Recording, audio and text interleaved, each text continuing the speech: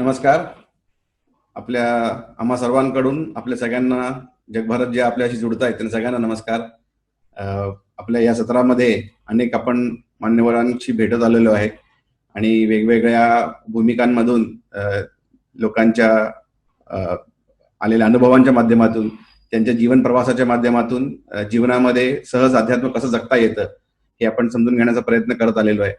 त्या शृंखलेमध्ये आज आम्हाला खूप आनंद होतो की आपल्याबरोबर एक खूप अत्यंत प्रसिद्ध गणमाननीय असे अतिथी आपल्याबरोबर आहेत, श्री केदार शिंदेजी. नमस्कार केदारजी. नमस्कार. नमस्कार केदारजी, त्यांची ओळख करून द्यायची गरज नाहीये, संपूर्ण महाराष्ट्राला त्यांची ओळख आहे. केदारजी स्वतः अत्यंत एक प्रसिद्ध असे दिग्दर्शक तर आहेतच, त्याचबरोबर उत्कृष्ट असे लेखकही आहेत आणि अनेक वेगवेगळ्या माध्यमातून ते लोकांपर्यंत पोहोचत आलेले आहेत. अनेक वर्षांपासून ते कलाक्षेत्रात काम करतायत आणि खूप मोठा त्यांचा एक कामाचा बेस आज तयार झालेला आहे. तो जगभरामधनं खूप अप्रिशिएट झालेला आहे. जगभरामध्ये ज्याची कौतुकं झालेली आहेत, ज्याची खूप मोठ्या प्रमाणामध्ये लोकांनी त्याचं अप्रिसिएशन केलेलं आहे. अशा एका ज्येष्ठ कलाकाराबरोबर आपण आज बोलतो आहोत आणि त्यांच्याकडून आपण समजून घेणार आहोत की त्यांचा प्रवास कसा राहिला आणि त्यांच्या प्रवासामधनं आपल्याला ते काय बोध देऊ पाहतात. केदारजी, आपला जसं मी आता म्हणालो की आपला खूप एक मोठा बॉडी ऑफ वर्क आहे. अनेक वेगवेगळ्या प्लॅटफॉर्म्सवर आपण आजपर्यंत काम केलेलं आहे.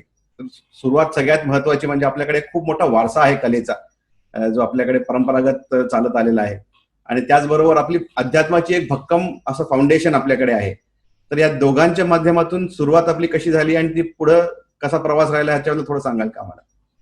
एक तर मी शाहीर साबळ्यांचा नातू आणि महाराष्ट्र शाहीर साबळ्यांना ओळखत नाही असा कुठलाही माणूस नाही. कारण जय जय महाराष्ट्र माझा हे गाणं ऐकल्यानंतर पहिल्यांदा जो एक एक डोळ्यासमोर व्यक्ती येते ती शाहीर साबळे. माझं लहानपण खूप गंमतशीर गेलं, कारण मी अगदीच 2 दिवसाचा असल्यापासून शाहिरांनी त्यांच्या घरी मला ठेवलं, कारण मी त्यांचा पहिला नातू होतो. माझ्या आई बरोबर मी, म्हणजे माझी आई, माझे वडील यांच्याशी माझा संबंध फक्त हाय हॅलो पुरताच आजही आहे. माझं सगळं जे काही शिक्षण आहे किंवा या कलेच्या माध्यमात जे संस्कार मला व्हायला पाहिजे ते सगळे संस्कार कुठे ना कुठेतरी माझ्या आजोबांचे, माझ्या शाहीर साबळेंचे, म्हणजे बाबांचे, मी आता बाबा म्हणतो त्यांना, यांचे माझ्यावर झाले. लहानपणापासून आपण एक विचार करतो ना की आपल्या आयुष्यामध्ये काहीतरी आयडल असावं. तसं माझ्या आयुष्यामध्ये जो आयुष्यातला आयडल जो होता तो माणूस म्हणजे शाहीर साबळे. मला माहितीये की मला त्यांच्या नखाची पण सर येणार नाही, कारण मी फ्रँकली सांगू का, ही अशी लोक असतात ना, ही दैवी असतात, ही अशी आपल्या आजूबाजूला, म्हणजे आता आता तुम्ही साधा विचार करा ना, की मी कधी कधी विचार करतो की लता मंगेशकर, भीमसेन जोशी, सचिन तेंडुलकर, अमिताभ बच्चन, ही जी लोक आहेत ती दैवी आहे. म्हणजे काय त्यांच्यामध्ये एखादी एक सुपिरियर क्वालिटी परमेश्वराने अशी ठेवून दिलेली आहे की त्यात ते बघितल्यानंतर आपण सगळे इतके प्रभावित होतो. म्हणजे आता कालचं पुलंचं काल जो एक जन्म दिवस होता 12 जून, हो हो, स्वतःचं मत आहे की मी पुलंना खूप मानतो. आज माझ्या घरामध्ये जेवढी म्हणून पुस्तकं आहेत तर समग्र पुलं माझ्याकडे आहे. मी जर विनोदी लेखन करत असेल तर दिग्दर्शन करत असेल तर माझं स्वतःचं मत आहे की आपण यांच्या पुण्याईवर जातो.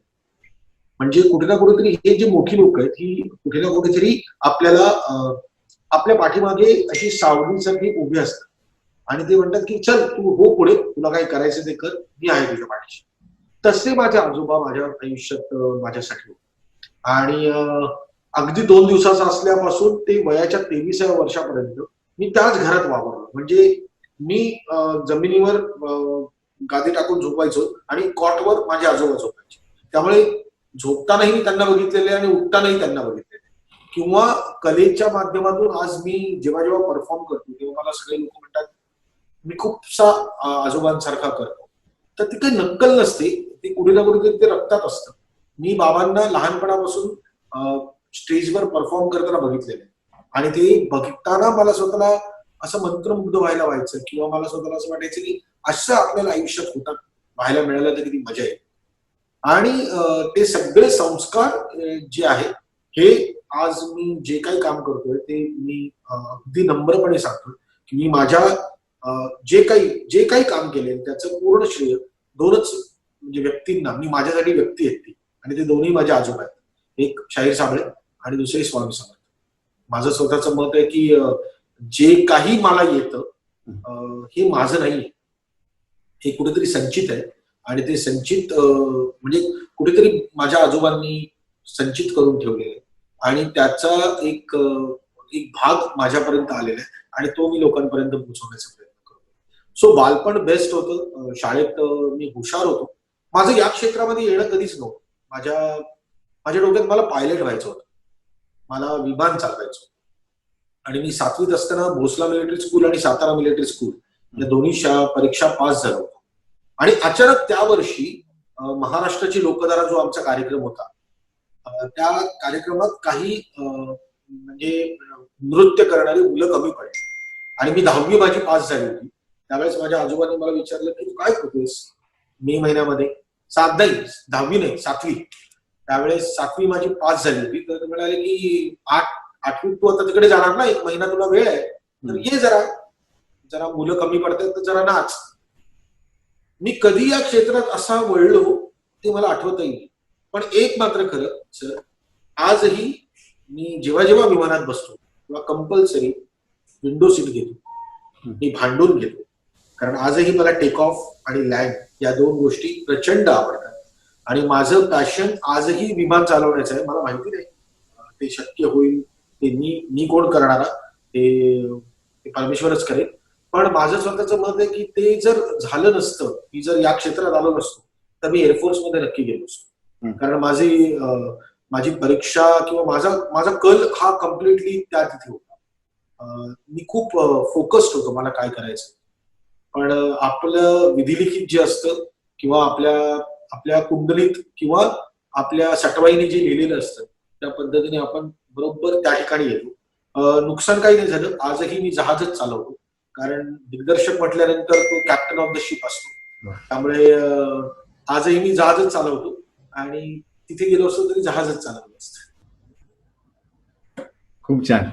आपण आता जसं म्हणाला तसं की शेवटी कोणाला काहीतरी लाईफमध्ये एक आयडल लागतो, काहीतरी एक कोणतरी एक असं लागतं ज्याच्याकडे आपण बघून काहीतरी शिकतोय. तर आपण म्हणाला की स्वामींकडे आपण एका व्यक्तिगत भावनेतनं बघता. कारण मी काल आपल्या सोशल मीडिया पेजेसवर बघत होतो, तर मला वाटतं सहसा कलाकाराचे सोशल मीडिया पेजेस स्वतःचे फोटो किंवा त्याच्या कामाचे फोटो असतात. आपल्या वेळेस स्वामींचेच फोटो जास्ती आहेत आणि त्यामधनं आपली असलेलं भक्ती, आपली असलेली त्यांच्या प्रतीची ओढ खूप स्पष्टपणे दिसून येते. आणि म्हणजे ती सांगावी लागत नाही, तर ती लक्षात पण येते. म्हणजे आपल्याला काय म्हणायचं हे त्याच्या भावना त्यातनं व्यक्त होत आहेत. तर हा आपला जो काही बेस आहे भक्तीचा, अध्यात्माचा बेस आहे, त्याची ओढ कशी लागली आपल्याला? एक तर माझ्या घरामध्ये किंवा माझ्या अख्ख्या खानदानामध्ये स्वामींचं करणारं कोणीच नव्हतं. आणि मला स्वतःला असं वाटतं की मी स्वामींकडे कसा ओढला गेलो की आकर्षित झालो, याचं काहीतरी एक वेगळंच म्हणजे ते गणित असेल स्वामींचं. माझ्या नाटकाचा म्हणजे पहिल्या नाटकाचा जे सक्सेसफुल माझं नाटक झालं 1997 साली 3 जुलै 1997 शिवाजी मंदिरला दुपारी 3:30 वाजताचा शो होता. त्या नाटकाचं नाव आमच्यासारखे आम्हीच.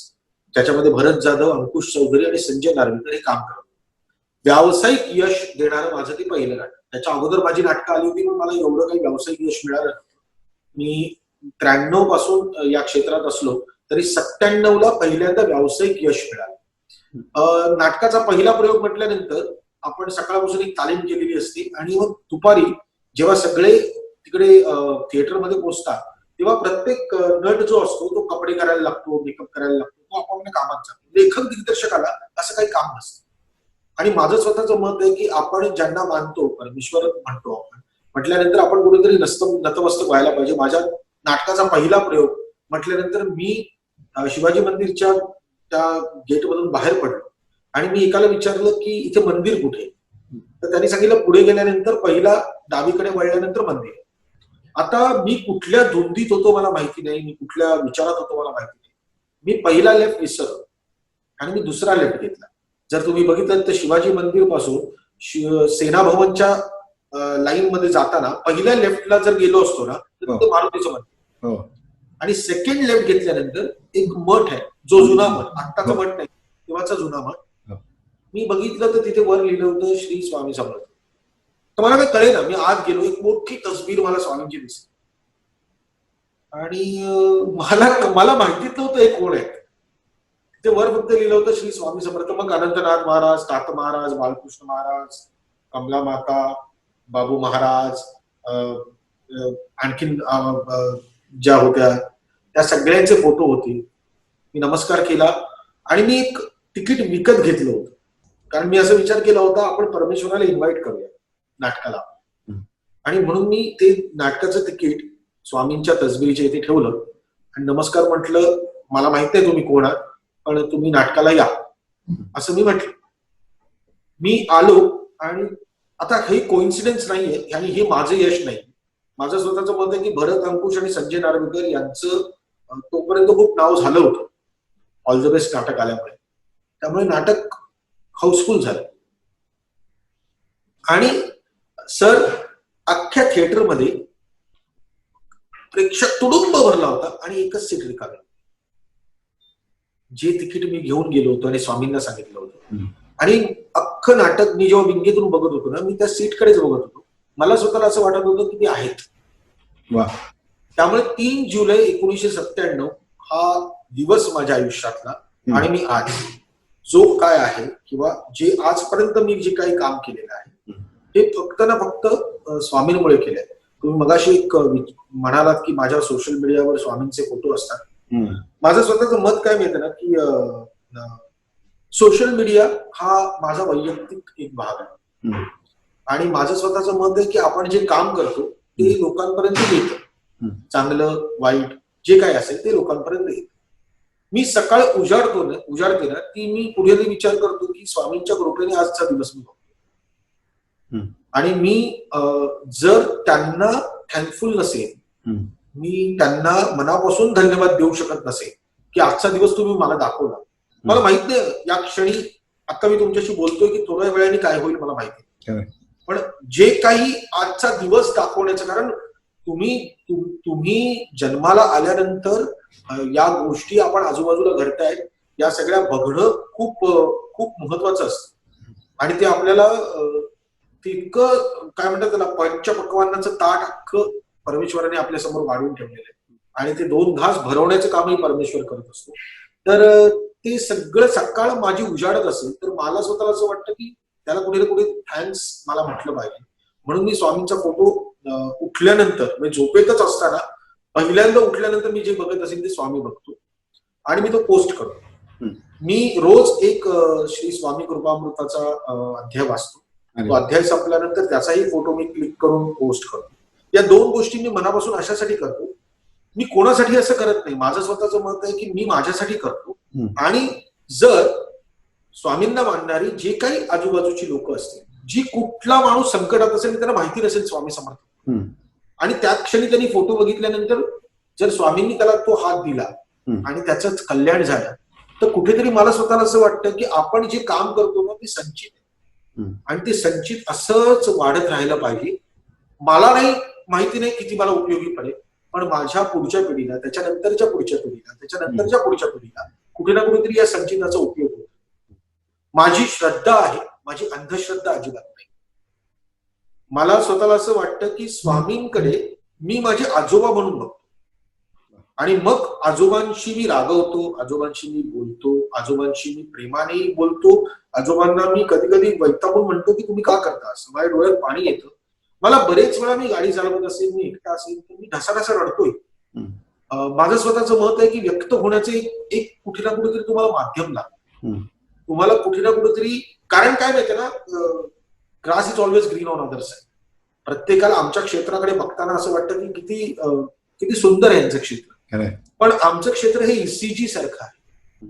तुम्ही जर ईसीजी काढायला गेला हॉस्पिटलमध्ये तर त्याच्या लाईन्स वर खाली वर खाली वर खाली, म्हणजे तुम्ही जिवंत आहात असं वाटतं, स्ट्रेट नसतील. त्यामुळे तो ईसीजी सारखा आमचा करिअर ग्राफ आहे की आज एक यश मिळालं, कुठे ना कुठेतरी परत ड्रॉप येणार, पुढा यश मिळणार.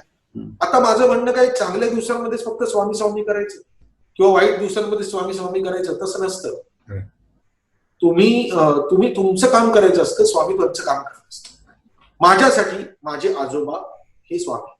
सो मी जोपर्यंत आहे, मला खूप लोक विचारतात तुम्हाला काय, मला सोशल मीडियावर पण लोक विचारतात तुम्हाला दुसरं काही कामधंदाच नाही का, तुम्ही फक्त स्वामींचं फोटो टाकता? तर त्यावर मी त्यांना सांगतो हे माझं एक क्षेत्र आहे, खरंय माझं सोशल मीडिया आहे, तुम्हाला बघायचं की नाही तुम्ही ठरवा. खरंय. जे मला आवडतं ती गोष्ट मी नक्कीच करा. आणि कसं आहे की आम्ही जाहिराती करतो, आम्ही आमचे फोटो टाकतो, काय म्हणजे काय प्रसिद्धी म्हणजे काय आहे, कुठली प्रसिद्धी? मला स्वतःला असं वाटतं सर, मी कामाने प्रसिद्ध झालो पाहिजे, मी माझ्या कर्तृत्वाने प्रसिद्ध झालो पाहिजे. मी माझी बडबड करून, मी माझे फोटो टाकून प्रसिद्ध होऊ शकत नाही.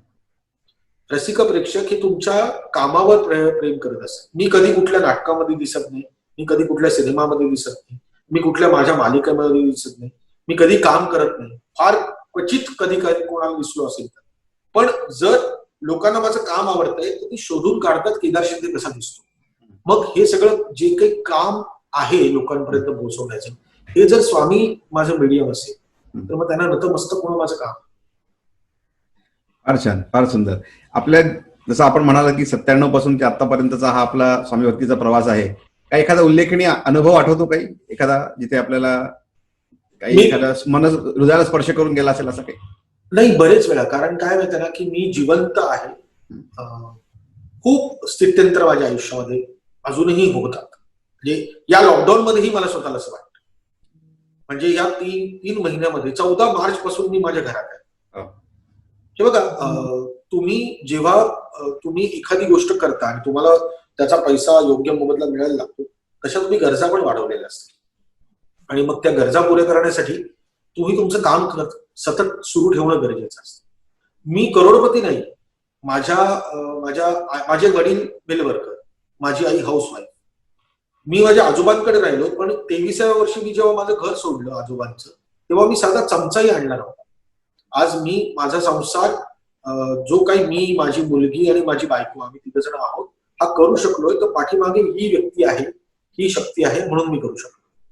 त्यामुळे मला स्वतःला असं वाटतं की जर माझ्या पाठीमागे असं काही करोडपती असल्याचं पाठबळ नसेल तर मग तो जो स्विंग आहे ना आयुष्यातला, तो सतत एकदा वर एकदा खाली, एकदा वर एकदा खाली हा सुरूच राहणार. तुम्हाला अध्यात्म, स्पिरिच्युअली तुम्हाला एक बैठक लागते, कारण तुम्हाला मानसिक शांतता लागते. सतत स्वामी माझं हे करा, माझं मागणं मी पण मागतो ना, मी 100% मागतो. मी असं कधीच खोटं बोलू शकत नाही. या जगामध्ये प्रत्येक व्यक्ती हा देवासमोर नमस्कार केल्यानंतर कुठली ना कुठली तरी गोष्ट मागतो, कारण लहानपणापासून आपल्याला संस्कारच तशा पद्धतीचे करून दिले. कुठे ना कुठेतरी आई म्हणत असे, परीक्षेला जातोय, देवाला नमस्कार कर आणि सांग पेपर चांगला जाऊ दे. आता हे जर संस्कार लहानपणापासून माझ्यावर झालेले असतील तर कुठे ना कुठेतरी माझे हात जोडले जातात आणि माझ्या समस्या, माझ्या विवंचना, माझे त्रास हे सगळे मी स्वामींशी बोलतोच. आता ते एका रात्रीत पूर्ण होतील आणि म्हणजे रात्रीचा दिवस होईल अचानक, असं नाही होऊ शकत. मी स्वामींना एकच सांगत असतो की मला 24 तास कामात ठेवा.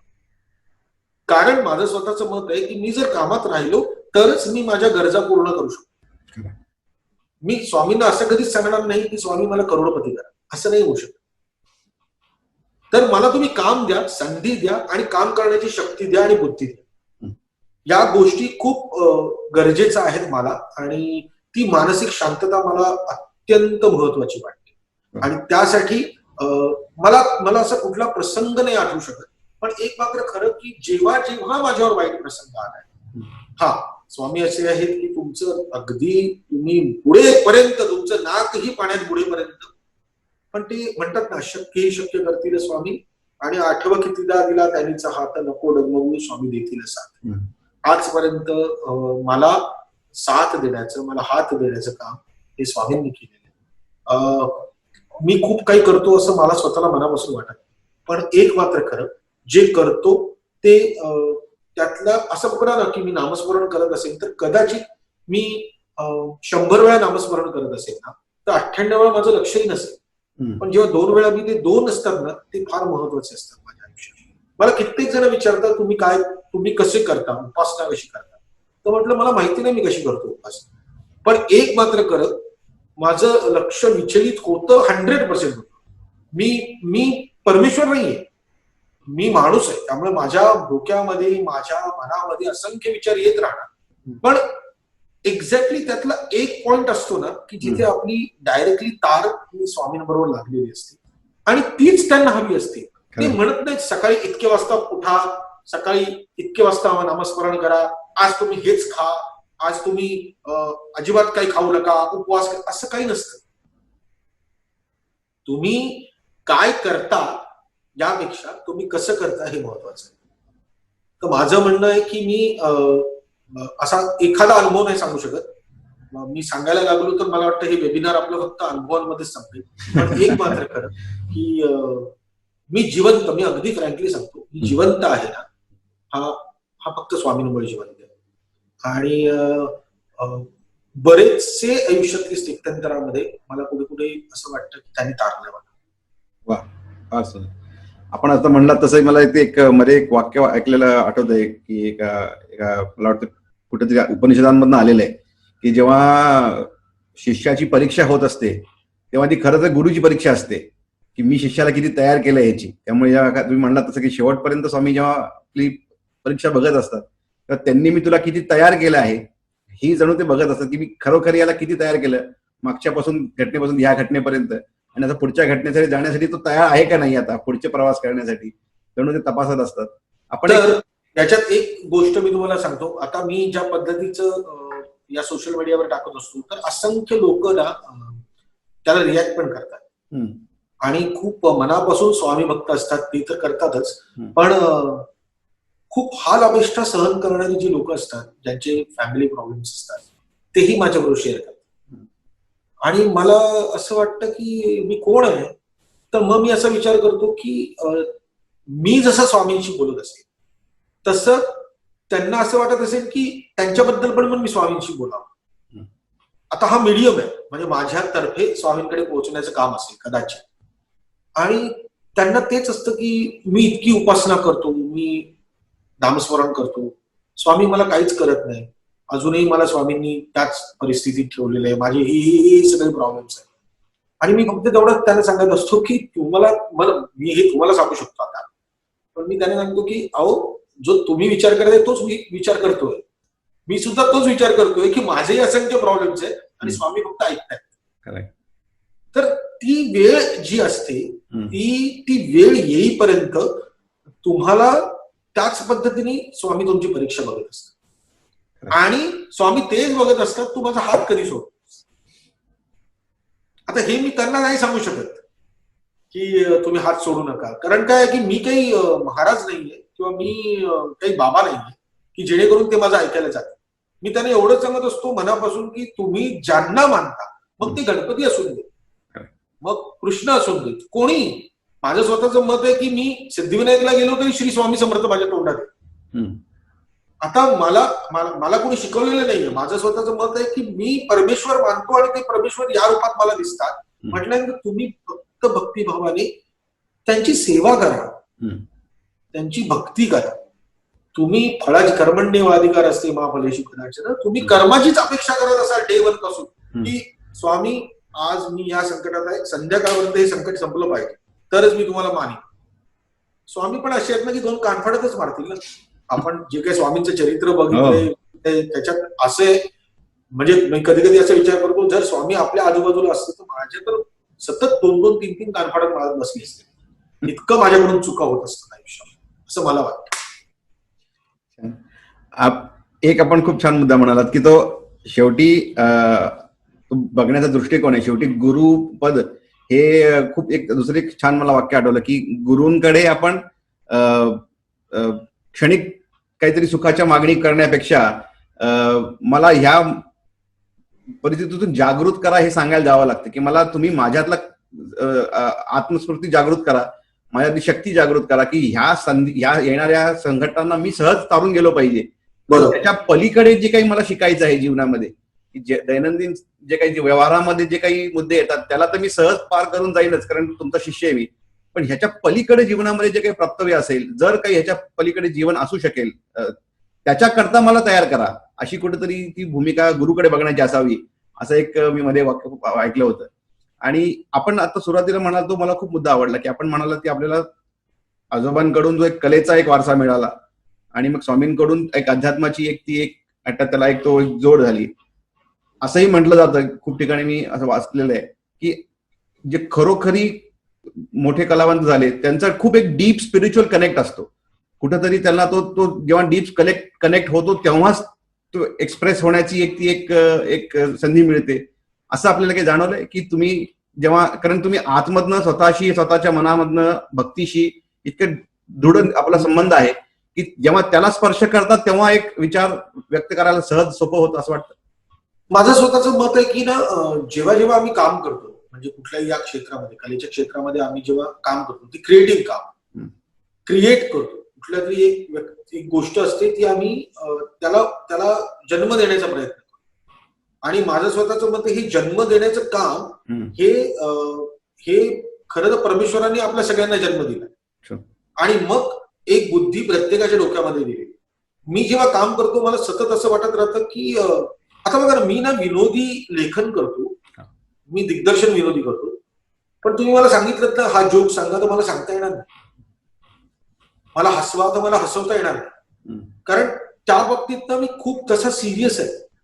म्हणजे माझं सेन्स ऑफ ह्युमर चांगला आहे, म्हणजे माझे वन लाईनर्स तुम्हाला आवडतील आणि मी बरोबर, कारण एक तर रास मिथून आहे, त्यामुळे मिथुन राशीची लोक ही खूप सेन्स ऑफ ह्युमर त्यांचा खूप असतो आणि हजरजबाबी असतात आणि त्यांना प्रत्येक गोष्टीतलं व्यंग दिसत असतं. म्हणजे व्यंगचित्रात्मक सगळ्या गोष्टी, असं मला स्वतःला, मी जेवढं वाचन केलं त्याच्यावर मला जाणवलं. तर मला नेहमी असं वाटत राहतं ना की मी जी कुठली गोष्ट करत असेल ना, कुठे ना कुठेतरी माझ्या भोवती काहीतरी एक शक्ती असते जी मला ना दिशा दाखवत असते. आता महत्वाची गोष्ट म्हणजे ती शक्ती दरवेळेस मग असे असेल तर मला दरवेळेस यश मिळायला पाहिजे. आज मी जवळजवळ हॉलिवूड मधला पिक्चर करायची, मग मग कुठे ना कुठेतरी तुमची कन्सिस्टन्सी कमी पडता कामा नये, एवढंच फक्त मी विचार करतो. कामाची माझी झेप हॉलिवूड पर्यंत जायची आहे आणि मी एक दिवस जाणार याचा मला पूर्णपणे माझी खात्री आहे. पण ते अंतिम आहे का ध्येय? तर नाही, तो प्रवास आहे. कधी कधी लोक म्हणतात की सही रे सही तुम्ही नाटक केलं, तुम्ही लोचा झाला रे नाटक केलं, तुम्ही गंगाधर टिपरे हसाच्या कटू सारख्या सिरियल, घडले बिघडले सारख्या सिरियल केल्या, तुम्ही अगबाई, जत्रा, यंदा कर्तव्य, ते अगदी आता शेवटच्या सिनेमापर्यंत इतके सिनेमे तुम्ही केले. माझं स्वतःच सांगू का, हा प्रवासातले माझे काय म्हणतात त्याला, मैलाचे दगड असतात ना, ते आहेत. डेस्टिनेशन नाही होऊ शकत. तर मग हा जो प्रवास आहे, या प्रवासामध्ये तुम्हाला योग्य राईट टर्न घे, लेफ्ट टर्न घे, थांब, आता थांब, पुढे खड्डा आहे, हे सांगण्याची एक काम कुठली तरी शक्ती करत असते. क्रिएटिव्ह कामामध्ये या शक्तीचा खूप उपयोग.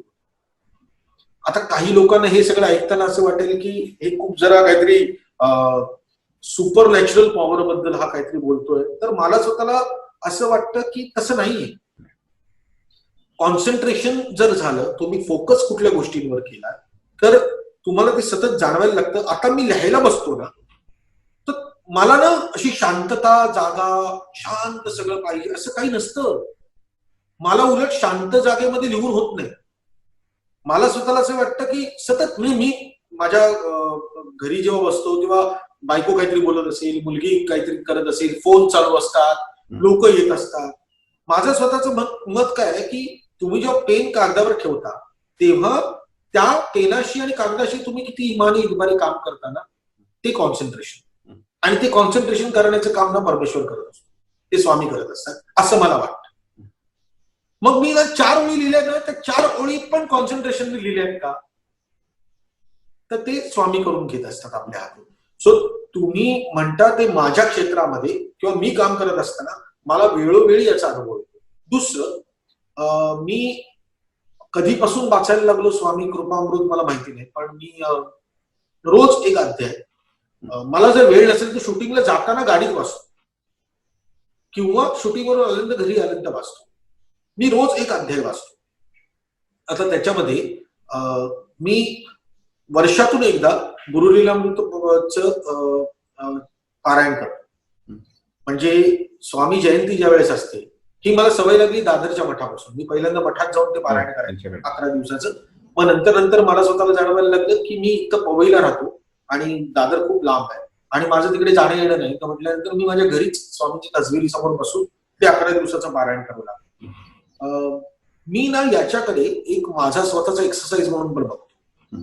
कारण मी वाचन करतोच, पण ना कुठेतरी हे शब्दोच्चार, तुमच्या बोलण्यातला कॉन्फिडन्स, तुम्ही जे विचार मांडताय ते बरोबर आहेत की नाही आहे, याला कुठेतरी एक शास्त्रीय बैठक लागते, एक स्पिरिच्युअल एक बैठक लागते.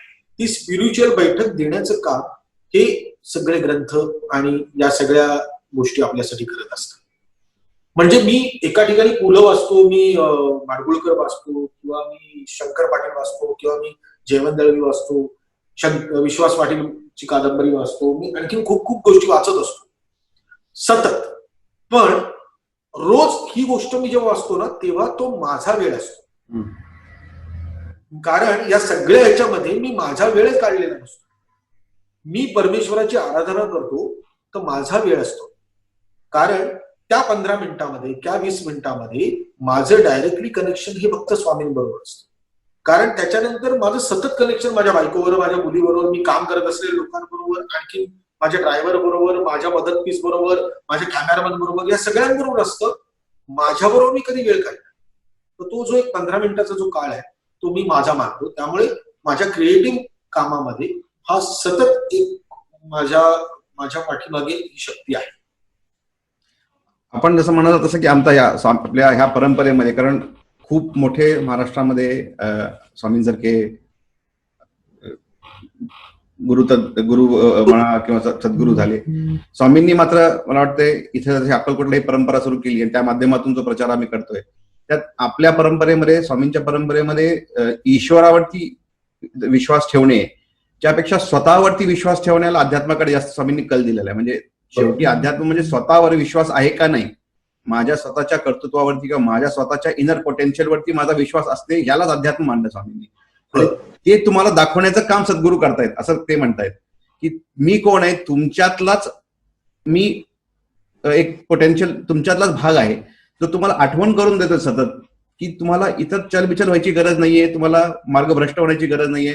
फोकस ठेवून स्वतःवरती खंबीर विश्वास असणे, ह्याला आपल्याकडे अध्यात्म मानलं गेलं. म्हणजे स्वामींच्या परंपरेमध्ये जर तुम्ही बघितलं, त्यांचे सगळे जे काही तुम्ही टीचिंग म्हणा, त्यांची जी काही शिकवणी आहे, त्यांचे सगळे जे काही वाक्प्रचार आहेत, या सगळ्यामधून ते शेवटी तेच दाखवतायत की तुम्हाला तुमच्या मधलाच एक्सलन्स कडे जायचंय आणि माझ्यामधून तुम्ही तिकडेच जाणार आहात शेवटी. स्वतःचाच अध्याय तुम्ही स्वाध्यायच करताय तुम्ही. आणि आपण जसं म्हणलात तसं की लोकांना असं वाटतं की अध्यात्म म्हणजे काहीतरी देवाला प्रसन्न करणे किंवा देवाकडे जाऊन काहीतरी मागणे, हे आपल्या परंपरेमध्ये नव्हतंच. म्हणजे स्वामींच्या परंपरेमध्ये तुम्ही जर बघाल तर भिऊ नकोस, मी तुझ्या पाठीशी का आहे, कारण तुला कॉन्फिडन्स देण्यासाठी आहे. डोंट वरी, घाबरू नको, काम तुलाच करावं लागणार आहे, काम तुलाच करावं लागणार आहे.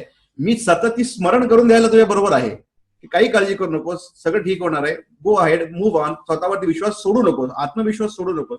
कारण आमच्याकडे महाराजांचं एक वाक्य आहे, ते म्हणायचे की माझी जर निजपुंजी काय असेल तर आत्मविश्वास आहे म्हणून. मी जर काही माझी एक स्वतःची ठेव म्हणून सांगत असेल तर आत्मविश्वास आहे. आणि तो मला वाटतं खूप मोठा फरक अध्यात्मामधला होण्याची आवश्यकताही आहे. जसं आपण म्हणाल की तुम्ही जेव्हा एका स्थितीपर्यंत तेल जाता, जेव्हा बाहेर किती आवाज होत असेल, काही होत असेल, तरी जेव्हा तुम्ही इनर कोरला टच करू शकता त्या भक्तीमुळे, त्या श्रद्धेमुळे, असलेल्या विश्वासामुळे, तेव्हा मग तुम्हाला बाहेर काय चाललंय याचा फारसा फरक पडत नाही. तेव्हा तुमचं इनर क्रिएटिव्ह ज्युसेस फ्लो होत राहतात. हे मला असं वाटतं की सगळ्या क्षेत्रामध्ये लागू होऊ शकतं. म्हणजे डॉक्टरलाही लागू होऊ शकतं, वकिलालाही लागू होऊ शकतं, पेंटरलाही लागू होऊ शकतं, अजून नोकरी करणाऱ्या व्यक्तीला लागू होऊ शकतं. त्यामुळे मला असं वाटतं की हे खूप सुंदर आपण आता मांडलंय की शेवटी ती जो काही भावाला तुम्ही स्पर्श करू शकता स्वामींच्या चरणी असलेल्या श्रद्धेमुळे, तो तुम्हाला कमोशन मध्ये देखील पीस देतोय, एका गर्दीच्या ठिकाणी देखील शांतीचा अनुभव करून देतोय. असं कधी वाटलंय का की हे सगळं जीवनात सगळं घडत असताना देखील माझं मनस्वास्थ्य ढळलेलं नाहीये कधी, असा भाव कधी आहे? आता मी एक छोटीशी गोष्ट सांगतो ना की तुम्हाला तुमच्या प्रश्नांची उत्तरं वेळोवेळी स्वामी करून देत असतात, असं माझं आजपर्यंतचं ठाम मत. म्हणजे छोटस उदाहरण तुम्हाला सांगतो की कधीतरी आपण विचार करत असतो, आता 3 महिन्यातला विचार, हे लॉकडाऊन झालं हे काही सगळ्यांनाच माहिती होतं असं नाही, कुठली कल्पना नव्हती. आज प्रत्येक जण वेगवेगळ्या पद्धतीने डिप्रेशन. माझं स्वतःचं मत आहे, करोना व्हायरस हा एक व्हायरस नाहीये. याच्यामुळे घराघरामध्ये वेगवेगळे व्हायरस आहेत. मग ते इमोशनल व्हायरस असतील, ते रिलेशनशिप मधले व्हायरस असतील, ते फायनान्शियल व्हायरस असतील, ते प्रगतीचे व्हायरस असतील, कुठे ना कुठेतरी ते व्हायरस आपल्या अख्ख्या प्रत्येकाच्या घरामध्ये आहे.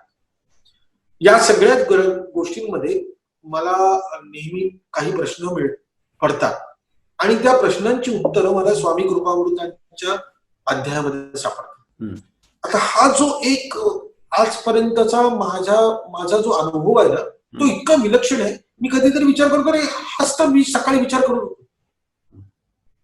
मग आपल्याला स्वामी सांगून टाक, मग तुम्ही बोललात एक अगदी परफेक्ट आहे. घेऊ नकोस, मी तुझ्या पाठीशी आहे. लक्षात ठेव, मी तुझ्या पाठीशी आहे. काम तुला करायचंय. त्यामुळे या सगळ्या याच्यामध्ये तुमचं मानसिक जे एक मानसिक चित्त मनस्थिती जी असते ना, विचलित होते. या दरम्यान पण होते. म्हणजे या क्षणी जर माझ्याशी कोणी बोलायला आलं तर या क्षणी माझी पण मनस्थिती थोडीशी ढळलेली आहे. कसं असतं की आपण काही स्वप्न ठरवलेली असतात. 2020 माझं कसं जाईल. मी जानेवारीमध्ये फेब्रुवारीमध्ये 2 महिने मी एका सिनेमाचं शूटिंग करत होतो. माझं शेवटचे 4 दिवसाचं शूटिंग राहिलंय आणि 14 मार्चला लॉकडाऊन झालं. तुम्हाला खोटं वाटेल, 16, 17, 18, 19 4 दिवसाचं शूटिंग होतं आणि 14 तारखेला सेट लागणार. त्या दिवशी सकाळी मला कळलं की लॉकडाऊन होणार आहे, म्हणून मी तो सेट थांबवला. मग मी विचार असा केला की या सगळ्या याच्यामध्ये स्वामींनी आपल्याला का थांबवलं असेल. तर मग स्वामींनी आपल्याला थोडा विचार करण्यासाठी थांबवलं असेल. मग आता जेवढं काम झालंय तेवढं मी जेव्हा एडिटिंग करून बघतो, त्याच्यातल्या काही काही छोटे छोटे गोष्टी आहेत ना, त्या गोष्टी मला जाणवतात आणि मला तो वेळ मिळाला. या 3 महिन्यांमध्ये मी माझ्याच सिनेमाकडे वेगळ्या पद्धतीने बघण्याचा पण एक विचार मला मिळाला. त्यामुळे प्रत्येक गोष्टीकडे पॉझिटिव्हली बघा, सकारात्मक बघा. फक्त करोनाकडे पॉझिटिव्ह बघू नका, तो निगेटिव्हच असेल. पण बाकी सगळ्या आयुष्यातल्या ज्या गोष्टी आहेत त्याच्याकडे तुम्ही सकारात्मक दृष्टीने बघितलं तर नक्कीच कुठे ना कुठेतरी तुमचं मानसिक स्वास्थ्य हे शांत राहील. हे सहज सोपं नाहीये. आपण दोघेही आता जे बोलतोय ना, लोकांना हे ऐकताना असं वाटेल की ह्यांना काय सांगायला, आमच्या घरातले प्रॉब्लेम्स आम्हाला माहिती आहेत ना, आज संध्याकाळी इकडे जेवायला का नाहीये, हे काय इकडे सांगतायत आम्हाला. पण माझं स्वतःचं मत आहे, हा जो तुमचा प्रॉब्लेम आहे हा सॉल्व्ह करण्यासाठी किंवा तुमच्या डोक्यामध्ये एवढासा किडा टाकण्याचं कामही हे वेबिनार करत असेल कदाचित. हे ठरवून नाहीये. तुम्ही आज आम्हाला दोघांना बोलताना ऐकताय, हे ठरवून नाहीये. हे नाही तुम्ही ठरवलंय ना मी ठरवलंय. माझं स्वतःचं मत आहे की कोणीतरी कुठल्या तरी एका वेगळ्या शक्तीने स्वामींनी ठरवलेलं आहे आणि या माध्यमातून आज जर आपलं हे संभाषण लोक ऐकत असतील तर त्यांच्या प्रॉब्लेम्सवर कुठे ना कुठेतरी सोल्युशन देण्याचं या सगळ्या बोलण्यातून 1% काम होऊ शकतं. आणि हे 1% पण आज खूप महत्वाचं आहे. त्यामुळे तुमचं मानसिक स्थिती तुमची कशी आहे त्याच्यावर तुमचं जीवन अवलंबून आहे असं मला वाटतं. आणि आपण म्हणलात सुरुवातीला जसं की माझा कुणावर विश्वास आहे, शेवटी ते काही ईश तत्व जे जगामध्ये आहे ते गणपती स्वरूपात आलं असेल, नाहीतर अजून हनुमाना स्वरूपात आले असतील, नाहीतर कृष्णाच्या स्वरूपात आले असतील, नाहीतर स्वामींच्या स्वरूपात आले असतील. या ईश तत्वाने अगदी भगवान श्रीकृष्णाचं जरी उदाहरण घेतलं तरी, म्हणजे आता भगवान श्रीकृष्णाची एवढं भक्ती जगभरामध्ये केली जाते. स्वामींचं पण समजा अनेक वेळा दर्शन लोकांना त्यांच्या स्वरूपात झालेलं आहे. या ईश शक्तीने अर्जुनाला देखील बाण लागू दिले नाही असं केलं नाहीये. म्हणजे त्याला बाण लागलेले आहेत, त्याला बरोबर समोरच बसले होते, पण त्यांनी मार्गदर्शन केलं फक्त की तुला मार्ग दाखवतो, बाण तुला मारावे लागणार आहे, त्याच्यासाठी 15-20 वर्ष अभ्यास करून यावं लागणार आहे, जाऊन अगदी अज्ञातवासापासून सगळं सहन करावं लागणार आहे. बाण लागल्याचे तो सगळा क्षण अनुभवावा लागणार आहे, ते झाल्यानंतर तो सगळं तुला अनुभवावं लागणार आहे. म्हणजे सगळा जीवन प्रवास, प्राप्तव्य आणि गंतव्य ह्या दोघांच्या मधला जो पॅच आहे तो तुला एक्सपिरियन्स, जीवन तुलाच अनुभवायचं आहे. चांगलं असेल, वाईट असेल, यश असेल, अपयश असेल, आनंद असेल, दुःख असेल, अनुभव घ्यायला मी आलेलो नाहीये. भगवान श्रीकृष्ण त्याला म्हणतात, मी अनुभव घ्यायला आलेलो नाहीये, मी जन्मांजन्मांतरी अनुभव घेत आलेलो आहे. आता मी अनुभव घ्यायला इथपर्यंत आलो नाहीच आहे. तुला या अनुभवांमधनं फक्त मी चालायचं कसं शिकवायला आलोय. की एकतर खूप लेफ्टला जाऊ नकोस, खूप आनंदायी होऊ नकोस आणि खूप दुःखात खाली खचूनही जाऊ नकोस. या मधल्या पॅच मध्ये तुला ठेवण्यासाठी ईशतत्वाची तुला स्मरण लागतं. नाही तर मी समोर व्हायची गरज नाहीये असं ते म्हणतात, की नाही तर मी समोर भरायची गरज नाहीये. तू तू स्वतः एक कर्तबगार व्यक्ती आहेस, तू धनुर्धर आहेस, तू जिंकू शकतोस. स्वामींचं पण एक्झॅक्टली ह्याच आपल्या परंपरेमध्ये हेच म्हणणं आहे की आम्ही अक्कलकोट सारख्या ग्रामीण भागामध्ये येऊन इथं 4 चमत्कार करायला आलेलो नाही आहोत, की इथे येऊन काहीतरी लीला दाखवाव्यात, इथपर्यंत सीमित नाहीये ते. मानव समाजाला काहीतरी दीर्घकालीन दिशा द्यावी असा विषय, की अध्यात्म मूळ काय होतं, ईशतत्व नक्की काय आहे, गुरुपद काय असतं आणि लोकांनी त्याच्याकडे कुठल्या भूमिकेतून बघायला हवं होतं. जसं आपण म्हणताय तसं की आपण लहानपणापासून अभ्यास करत आलात, शिक्षण घेत आलात, हार्डवर्क करत आलात, आजही आपण म्हणता एवढं यश आपण बघितलेलं आहे. म्हणजे आपली जर फिल्मोग्राफी बघितली तर त्याच्यामध्ये अयशस्वी कुठलाही मला माहित नाही, सगळेच मोठी दिग्गज नावायचे की त्या सगळ्याच कलाकृतींची. तरी आपण म्हणताय की आपण आतमध्ये इमोशन फील करताय म्हणून, आणि तरी असं म्हणता आपण की तरी मला कुठेतरी स्वामी तारून नेतात.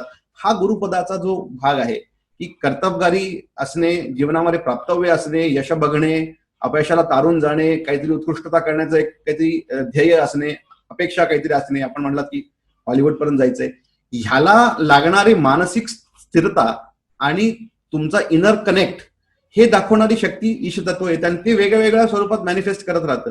लोक काय कन्फ्युज करतात की मला अमुक अमुक पाहिजे ते मागण्यासाठी ते ईशतत्व बसलंय बरं का, आणि मग तिथे ते धाव घेत राहतात. म्हणजे त्यांना असं म्हणलं, खूप लोकांनी इंटरप्रेट करताना मला विचारतात की अहो स्वामी तर म्हणाले तर मी तुमच्या पाठीशी आहे, पण मी फेल कसा झालो. अरे बाबा, तू फेल होणार आहेस, तो अनुभव तुला घ्यायचा आहे. समजा तर तू फेल झाला नाही, कळलं नाही तर तुला पास झाल्यानंतर काय होतं कळणारच नाही. तो जो काही लाईफ एक्सपिरियन्स ज्याला म्हणतो आपण, काल स्वप्नीलजी खूप छान म्हणाले की जर नुसतं एकच फ्लाईट लाईन असली असती, जसं आपण आता म्हणालात की ईसीजी मध्ये एकच फ्लाईट लाईन जर असली असती तर वर जाणे म्हणजे काय, खाली येणे म्हणजे काय कळलंच नसतं. जसं आता लॉकडाऊन मध्ये घरी बसू नये, भाजी करून चिरून खाणे आणि झोपून जाणे, एवढंच जर जीवन असलं असतं तर कंटाळवाणी झालं असतं. म्हणजे लोक सुइसाइडकडे गेले असते, हे काय करतोय मी म्हणून. पण जसं आपण त्याला म्हणतो तसं मला तो एक मुद्दा आपण थोडासा विश्लेषण करून सांगा की हे जे तुम्हाला इनर स्टेबिलिटी लागते, जी आपण आपल्याला स्वामींकडे मिळाली असं आपण म्हणताय, ती जेव्हा आपण एक उत्कृष्टता बघता किंवा क्रिएट करता खूप काहीतरी एक मोठं मास्टरपीस, तेव्हाही ती तशीच तितकीच तुम्हाला बॅलन्स ठेवते आणि जेव्हा खचून जातात तेव्हाही तितकीच बॅलन्स ठेवते. आता त्याच्यामध्ये गोळ आहे सर. तुम्हाला गंमत वाटेल पण मी कुठलंही माझं नाटकाचा पहिला प्रयोगही मी बघितलेला नाही. अच्छा. मी माझा कुठलाही सिनेमा थिएटरला बघितलेला नाही.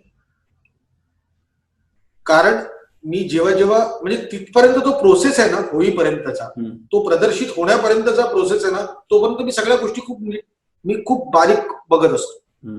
पण एकदा ती लोकांसमोर मांडली ना की मग ना मला माझ्याच चुका जास्त दिसायला की अरे मी हे केलं असतं तर बरं झालं असतं, हे मी असं का केलं, हे असं नाही व्हायला पाहिजे होतं. आणि म्हणजे सही रे सही सारखं नाटक मी अजून समोरून बसून बघितलेलं नाही. अच्छा. त्याचे 3000 प्रयोग झाले, लोक मला सांगतात. 18 वर्ष चालू आहे ते. पण मला मला मला स्वतःला असं वाटतं की हा जो एक असमाधानी किंवा समाधानी आहे, मी संतुष्ट नाही, असंतुष्ट आहे. मी समाधानी आहे, म्हणजे दोन शब्दांमधली गंमत आहे. संतुष्ट नाहीये ना, त्यामुळे कदाचित मला पुढे जाण्याची एक कुठेतरी दिशा मिळत. तुम्ही अत्यंत एक महत्वाची गोष्ट सांगितली की कृष्ण हा जर त्या रथाचा चालक नसता तर अर्जुनाला कळलंच नसतं की एक्झॅक्टली जायचंय कुठे. खरंय. म्हणजे कुठे ना कुठेतरी आपण जे आज इथे तिथे जिकडे फिरतोय तर आपल्याला चालवणारी कुठली तरी एक शक्ती आहे.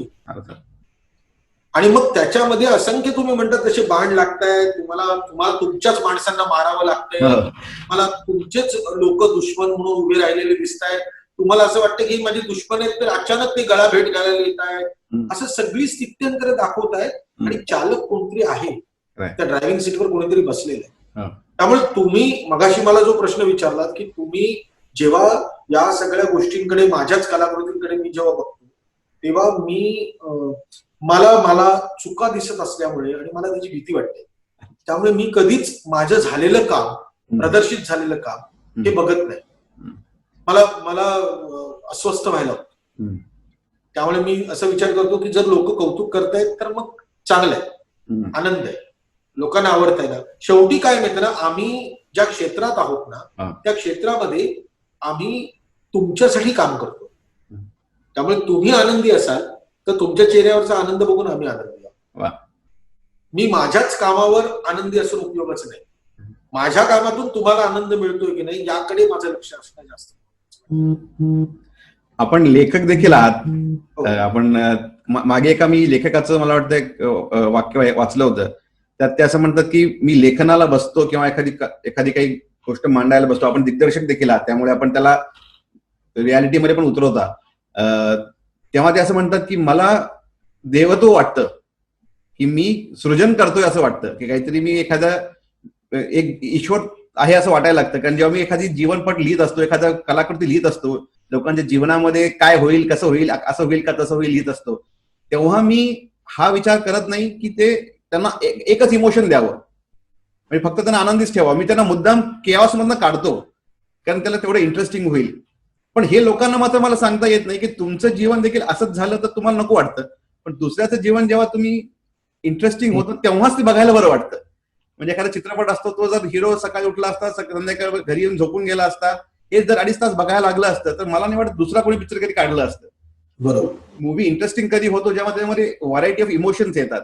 आणि दिग्दर्शक म्हणून तुम्ही त्याला अजून इंटरेस्टिंग करायला बघता की ह्याला अरे अजून कसं हा इमोशन हायटन करता येईल, दुःख कसं हायटन करून दाखवता येईल का, जे पुढच्या त्या शेवटच्या रो मध्ये बसल्या माणसाला देखील फील व्हायला पाहिजे. आजपासून 15 वर्षांनी बघितलं तरी ते फील व्हायला पाहिजे.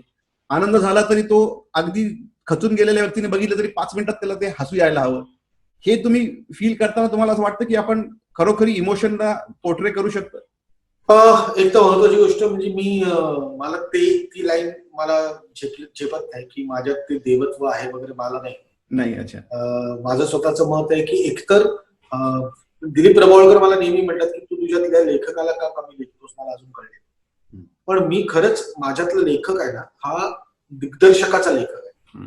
हा, आता तुम्ही जो दुसरा पॉईंट सांगितला तो करेक्ट आहे. मला पात्र किंवा मला गोष्टी दिसतात ज्या अगोदर दिसल्यानंतर मी कागदावर उतरू.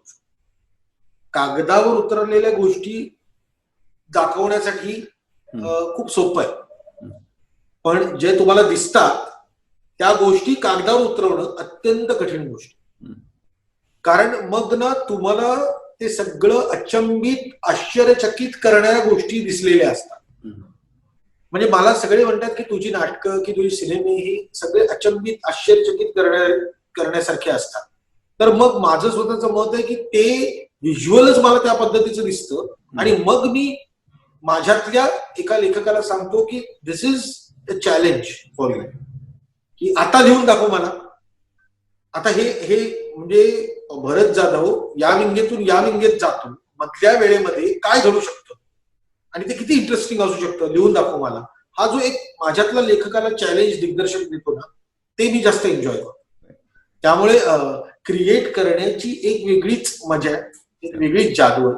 पण या सगळ्या गोष्टी करताना कुठे ना कुठेतरी तुमचा फोकस ना खूप खूप क्लिअर लागतो की तुम्हाला एक्झॅक्टली कुठे जायचंय. म्हणजे मी आता एक लेखक दिग्दर्शक म्हणून सांगतो की एक सुरुवात असते, एक मध्य असतो आणि एक शेवट असतो, बरोबर. माझा प्रॉब्लेम असा आहे की मला सुरुवात, मध्य आणि शेवट दिसल्याशिवाय मी लिहायलाच बसू शकत. त्यामुळे माझ्यातला लेखक हा थोडासा मी बाजूला ठेवतो, पण मी मनापासून लिहितो जेव्हा मला वाटेल. म्हणजे जेव्हा जेव्हा मी लिहिलंय तेव्हा तेव्हा लोकांना त्यातली सिम्प्लिसिटी खूप आवडली, ते रिलेट होणार लिहितो मी. तुमच्या घरामध्ये सुरू आहे अशा गोष्टी माझ्या कलाकृतीतून दिसतात. म्हणजे गंगाधर टिपेसाची मालिका करताना लोक आजही म्हणतात की तुम्ही आमच्या घराच्या बाहेर बसून लिहित होता का. तर मला स्वतःला असं वाटतं की ते मला जमतं की मला ना माणूस म्हणून माणसाचा विचार करणं जमतं. मला देव होण्याची गरज नाही आहे माणसाचा विचार करण्यासाठी. मी माणूस म्हणून जर माणसाचा विचार करू शकलो तर कदाचित कनेक्ट जास्त लोकांपर्यंत पोहोचेल. एक अजून मुद्दा मला असा वाटतो की आपण जसं आता म्हणाला की आपण एक विनोदाच्या माध्यमातून नेहमी भूमिका मांडता. पण त्या विनोदाच्या माध्यमातून जी सिम्प्लिसिटी येते, की तो जो रिॲक्शन असतो एखाद्या व्यक्तीचा, तो सिम्पल आहे, तो अनकॉम्प्लिकेटेड आहे, अनफिल्टर्ड आहे, तो इमोशन जो आहे तो, आणि तो तुमच्यातला इनर ब्युटी दाखवतोय. म्हणजे तुम्ही सिरियस होऊनच एखादा मुद्दा मांडावला पाहिजे असं कंपल्शन नाहीये.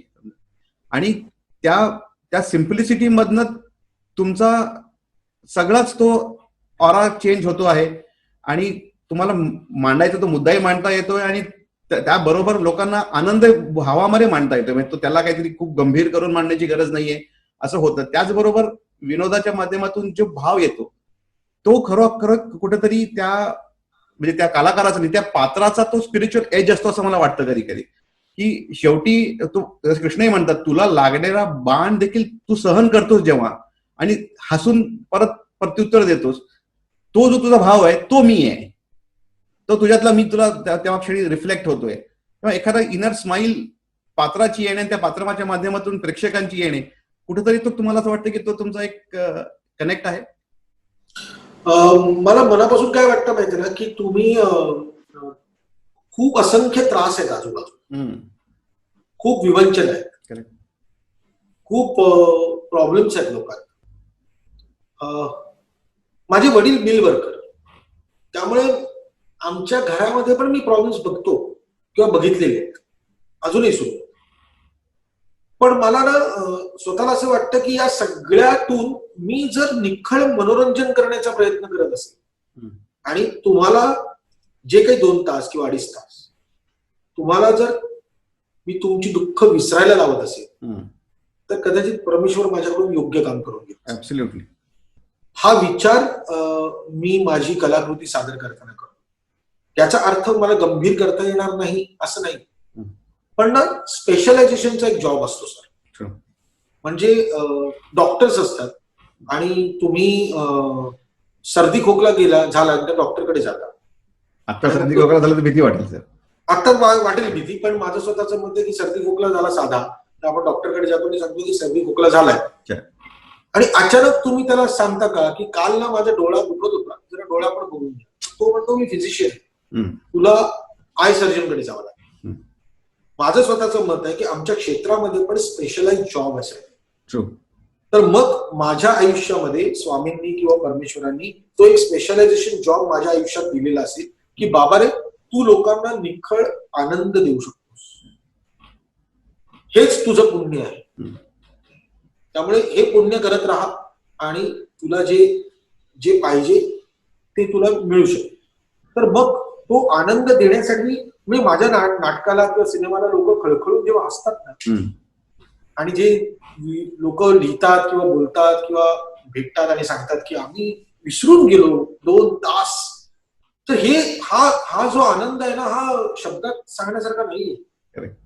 आणि हे सगळ्यांच्या भाग्यातली गोष्ट नाहीये. ऍब्सोल्युटली. मग हे कुठे ना कुठेतरी परमेश्वरांनी माझ्या भाग्यात येऊन दिलेलं आहे, आणि ते मी आता आजपर्यंत करत राहिलो, आणि मी मरेपर्यंत हीच गोष्ट करतो. फार सुंदर. आणि तो मला असं वाटतं खूप मोठा आपला एक मेडिसिन आहे. म्हणजे आपण हसू शकता, लाफ्टर एक मेडिसिन आहे, आणि त्या माध्यमातून आताच्या परिस्थिती पण मी बघतो. मला हा मुद्दा का आठवला, कारण काल परवाच टीव्हीवरती आपले चित्रपट चालू आहेत आता, आणि मला वाटतं महाराष्ट्राची लोकधारा पण परवा ठिकाणी आपला मी बघत होतो. तो आपण पुण्याला एक प्रवास करता असा तो एक प्रयोग आहे.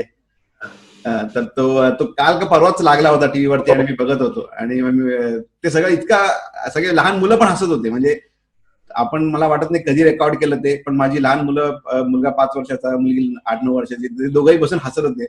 आणि सगळे म्हणजे बाहेर वातावरण काय आहे, काय परिस्थिती आहे, रोज आपण काहीतरी मीडियामधनं काय ऐकतोय, आणि संध्याकाळी मात्र असा एखादा कार्यक्रम लागतो, आणि सडनली एक घरातला तो एक ऑरा चेंज होऊन जातो. तर मला असं वाटतं की ही खूप मोठी देणगी आहे, जी म्हणजे आज मला म्हणलात तरी तो मला नाही करता येत. आज एवढे सगळे स्वामी भक्त भारत जगभरामध्ये आहेत, मला आत्ता म्हणलं तर म्हणून हा आउटरीच करतोय आपण की त्यांच्यापर्यंत पोहोचावं. पण आपण रोज संध्याकाळी ते करताय आणि सहज करताय, आणि त्याचं इतकं कौतुक वाटतं मला. आपण नाही, मी खरं सांगू का की तुम्ही म्हणताय ते बरोबर आहे, पण ते करून घेतायत. हा एक माध्यम असेल, मी असेल ते, की असंख्य लोकांचे जे प्रॉब्लेम्स आहेत त्यातून तुम्हाला जर सोडवण्याचं काम करायचं असेल, तर प्रत्येक म्हणजे आता कसं माहितीये ना, कुठलाही प्रॉब्लेम आला किंवा कुठली आध्यात्मिक गोष्ट जर हवी असेल तर लोक तुम्हाला कन्सल्ट करत असतील. तर तुम्ही माध्यम आहात, तर मग आनंद जर पाहिजे असेल तर लोक कदाचित मला कन्सल्ट करत असतील आणि तो आनंद मी देतोय. त्यामुळे मी एक माध्यम आहे, मीडियम. आणि मला माझ्या मागच्या प्रश्नात तेच म्हणायचं होतं की आपण माझा वैयक्तिक मत आहे की आपण आपल्या क्राफ्टच्या माध्यमातून कळत नकळत लोकांना अध्यात्म पोहोचवत आहे, की त्या क्षणाला त्या परिस्थितीला विसरून हसायला लावणे आणि परत एकदा जागेवर येणे, म्हणजे तो बेरिंग परत जागेवर येणे, की आपण जेव्हा खचलेलो असतो तेव्हा खूप कुठेतरी एखाद्या निगेटिव्ह स्पेस मध्ये गेलेलो असतो. बरोबर, निगेटिव्ह स्पेस मध्ये विचार पण निगेटिव्ह यायला लागतात, मग उत्तरं पण निगेटिव्ह सापडायला लागतात आणि मग ते एका वेगळ्या झोनला जातं सगळं. पण तेव्हा तुम्ही परत एकदा जागेवर येता आणि परत अरे नाही एवढं अवघड नाही, मे बी हा विचार करून बघू. हा मला असं वाटतं की विनोदातलं सहज शक्य होतं आणि आपण त्याचे एक उस्ताद आहात असं आहे की आपण लोकांना अगदी अत्यंत कठीण परिस्थितीमध्ये देखील त्यांच्या चेहरा हसू आणताय. आपण जसं त्या लोकधारा या कार्यक्रमाविषयी मगाशी म्हणत होतात, आता टीव्हीवरती चालू आहे, आता अप्रिशिएट होत आहे. म्हणजे मी परवा मला वाटतंय 2-3दा ह्या 3 महिन्यामध्ये तो कार्यक्रम लावला गेला टीव्हीवरती आणि तिन्ही वेळेला आम्ही बसून बघितला तो कार्यक्रम. तर त्याच्या काही मेमरीज आहेत आपल्याला लाईव्ह करण्याच्या? हा, म्हणजे मी जवळजवळ 2,500 शो त्याचे केले लाईव्ह. आणि मेमरीज म्हणजे कसं आहे माहिती ना, की आम्ही मुळात आमची सुरुवात सगळ्यांची जेवढे आज मराठी चित्रपट सृष्टीमध्ये मी, भरत, अंकुश, संतोष पवार, अरुण कदम अशी जी मंडळी, प्रदीप पटवर्धन, प्रशांत दामले, ही जी मंडळी तुम्हाला दिसतात ना, हे सगळं लोकधारामधून आलेली लोक.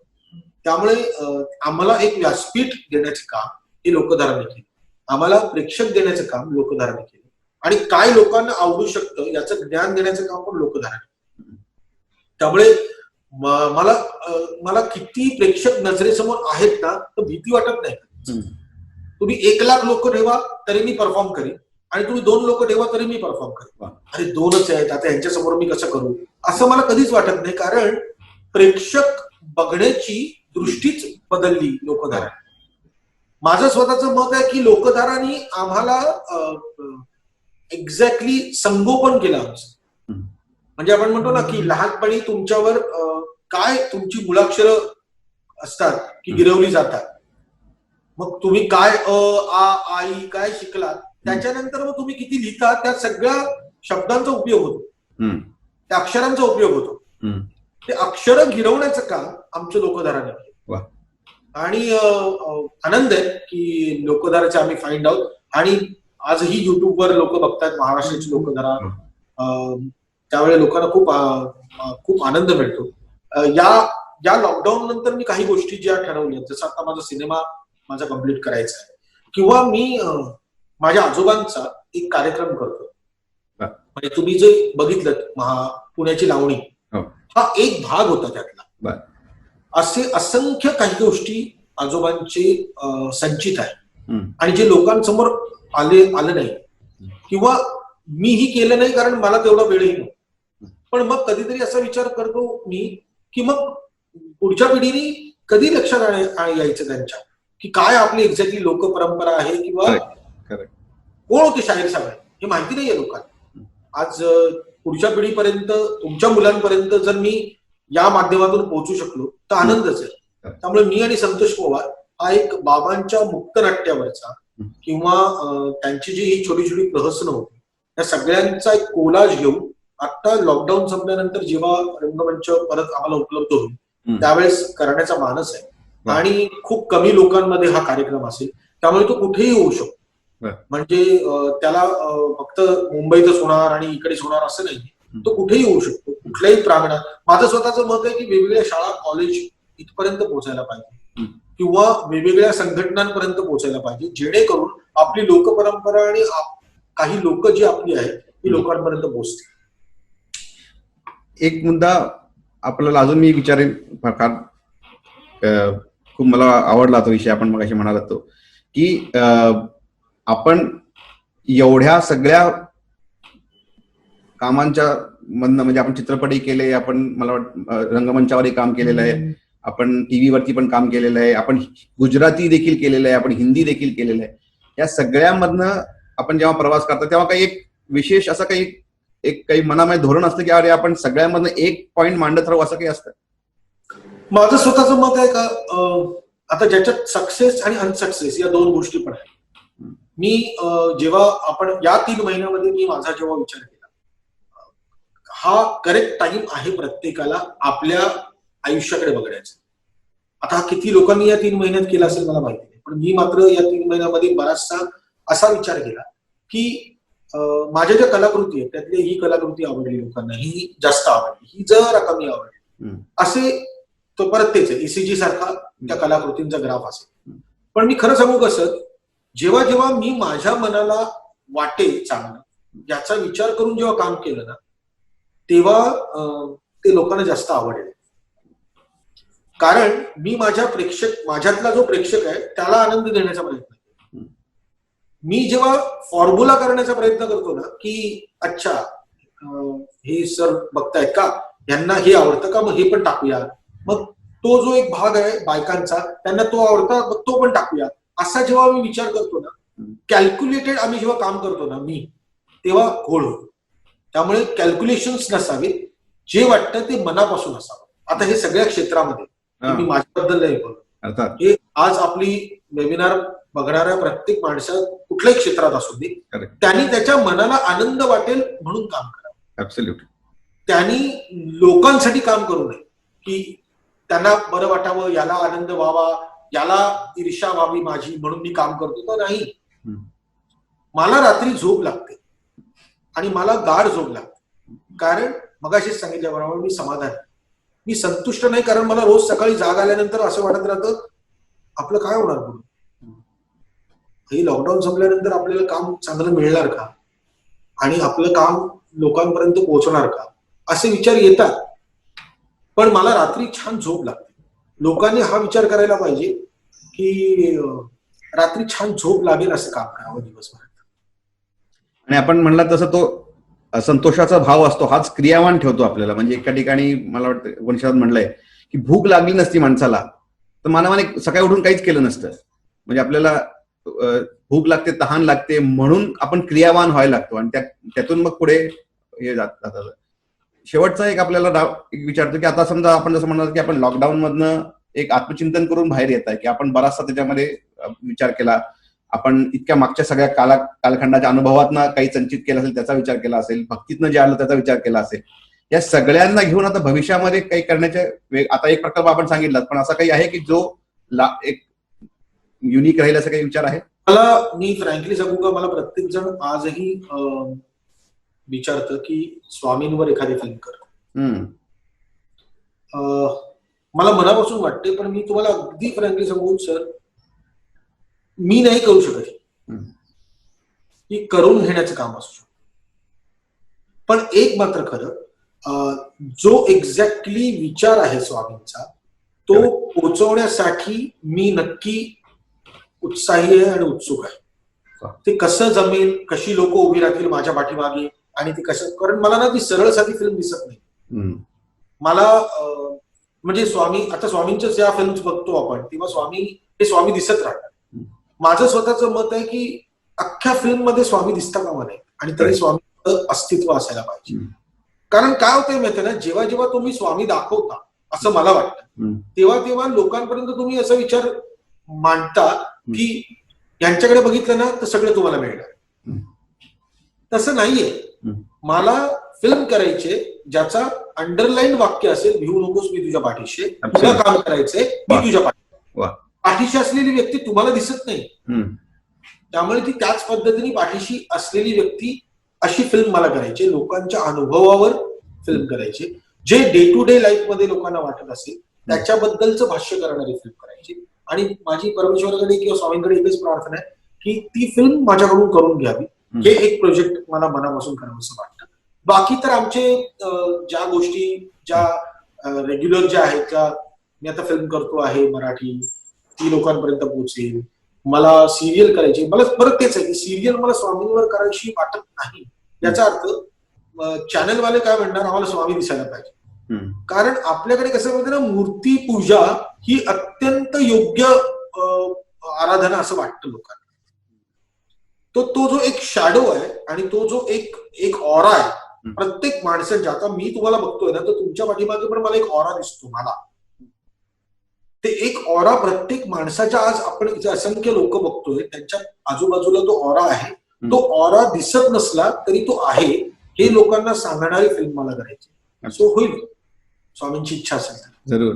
आणि आपण म्हणला तसं तर खूप मुद्दा महत्वाचा आहे की स्वामींच्या वरती जीवनपट किंवा चरित्रात्मक खूप प्रयोग झालेले आहेत, पण स्वामींनी लीलांच्या पलीकडे दिलेला आध्यात्मिक संदेश मात्र गेला नाहीच आहे. तोच वाढवायचा. आम्ही नेहमी म्हणतो की एवढे हजारो लाखो लोक इकडे दर्शनाला येतात आपल्याकडे, आम्ही आपले भारतभर जगभरात केंद्र आहेत, आमच्यासाठी स्वामी समर्थांच्या परंपरेचा प्रचार करावा असं स्वामींनी सांगितलं होतं. म्हणजे बाळप्पा महाराजांना जेव्हा गुरुपीठावर त्यांनी अधिष्ठित केलं तेव्हा त्यांना सांगितलं की धर्म प्रचार करायचा, अध्यात्माचा प्रचार करण्यासाठी ही जागा आपण उभी केलेली आहे आणि ह्याचा जागतिक प्रचार व्हावा म्हणून सांगा. म्हणजे आज अग्निहोत्राचा प्रचार आपण जो करतो तो स्वामी भक्तीचा प्रचार म्हणूनच आपण जगभर करतोय आणि त्याचाच तो पुढचा एक्सटेन्शन आहे. त्यामध्ये आपण जसं म्हणलात की मूर्ती पूजे एवढं अध्यात्म असं आपल्या परंपरेतच नाहीये. त्यामुळे माझ्या मागे आजही तुम्ही बघाल काही फोटो नाहीये, माझ्या वडिलांचा एक फोटो आहे फक्त आणि खाली अग्निहोत्राचं पात्र आहे. म्हणजे आपल्यासाठी आमच्या परंपरेमध्ये अशा प्रकारचं जे आपण प्रचलित अध्यात्म म्हणतो त्याला खूप छेद दिला स्वामींनी त्यांच्या सगळ्या जीवनकालामध्ये. आणि तो एक नवा सिद्धांत जो स्वामी म्हणाले की जो मूळ अध्यात्माचा सिद्धांत होता तो परत आपण मांडायला आम्ही इथं आलेलो आहोत. मला असं वाटतं की आम्ही आपल्याला विनंती करेन त्याचा आपण थोडासा विचार करा कधी, की चरित्रात्मक खूप मांडणी झाली. स्वामी जे मी तुम्हाला सांगण्याचा प्रयत्न करतोय, विचारपेक्षा माझी इतकी वर्ष मी जर स्वामींचं मी अध्याय वाचतोय किंवा पारायण करतोय, या सगळ्यामध्ये मला त्यांच्या लीला आणि त्यांचे चमत्कार दाखवण्यामध्ये मला स्वतः इंटरेस्ट. ती जी एक बैठक आहे ना, म्हणजे छोट्या छोट्या गोष्टी आहेत ना, की तो मुसलमान जो फकीर आहे तो आल्यानंतर तो विचारतो स्वामी काय, असं स्वामींनाच विचारतो आणि स्वामींनी दिलेलं उत्तर आणि मग त्याला झालेला साक्षात्कार, की सगळं मी नको त्या गोष्टींकडे विचार करण्याचा प्रयत्न करत होतो की कोण आहे स्वामी. हा जो साक्षात्कार आहे ना, हा खूप आध्यात्मिक आणि स्पिरिच्युअल आहे. ऍब्सोल्युटली. तर ते अध्यात्म लोकांपर्यंत पोहोचावं. करेक्ट. लीला चमत्कार या ऑप्शनच्या गोष्टी आहेत. म्हणजे माझं म्हणणं काय माहिती ना, मी जे तुम्हाला पहिल्या मुलाखतीत आपण जेव्हा बोलायला सुरुवात केली तेव्हा पहिली गोष्ट जी सांगितली की एक्झॅक्टली आपल्याकडे संस्कार काय होत आहे, देवाला नमस्कार कर आणि सांग परीक्षेत चांगले मार्क मिळवून दे, मी तुला 1 किलो पेढे दे. हा विचार बंद करणारी फिल्म माझ्याकडून आहे. Fantastic, fantastic. आणि तो मला असं वाटतं की आपल्या म्हणजे आम्ही जो काय अग्निहोत्राचा प्रचार करायला बघतोय, जसं आपण म्हणाला तसा तोच मुद्दा आहे त्याच्यामध्ये, की अध्यात्म हा एटीएम मशीन सारखा नाहीये. बरोबर. की तुम्हाला अमुक नारळ गेले की तमुक परत येतो वगैरे, हे सगळं आपल्याकडे परंपरांमध्ये नाहीये. किंबहुना जसं मी मागे एका इंटरॅक्शन मध्ये म्हणालो होतो की स्वामींच्याकडे आल्यानंतर स्वामी तर तीर्थाटनाला जाऊ द्यायचे नाही कधी, की आता इथं आलात ना संपला, आता कुठे जाऊ नका, काही करू नका, आता जे सांगितले ते घरी बसून करा आणि निष्ठेने जीवन आपलं पूर्ण करा, हे स्वामी सांगत राहायचे. आणि ते एन्डॉर्स करण्यासाठी लोकांना अनुभव द्यायचे, की ते अनुभव देण्यासाठी स्वामी आलेले नव्हते. जो मूल त्याच्यामधला जो गाभा होता तो सांगण्यासाठी आले होते. ज्यांना अनुभव आले त्यांना कळालं, पण जे वाचतात त्यांना असं वाटतं की तो अनुभव मला का आला नाही अजून, माझ्या बरोबर असं चमत्कार का घडलेला नाही अजून, मला असं काही सुपर नॅचरल का दिसलेलं नाहीये. पण सुपर नॅचरल बघण्यासाठी तुम्ही आलेलाच नाही आधी, इथे तुम्ही नॅचरल जीवन जगायला आलेला, तिथे एक मानवी जीवन जगायला आलेला आणि ते परिपूर्णतेने जगायला आलेला. ह्याचा कुठेतरी विसर पडतो आणि तो मला असं वाटतं की रिइंट्रोड्यूस करावा, हाच आपल्या पीठाचा प्रयत्न आहे. की अरे असं नव्हतं अध्यात्म.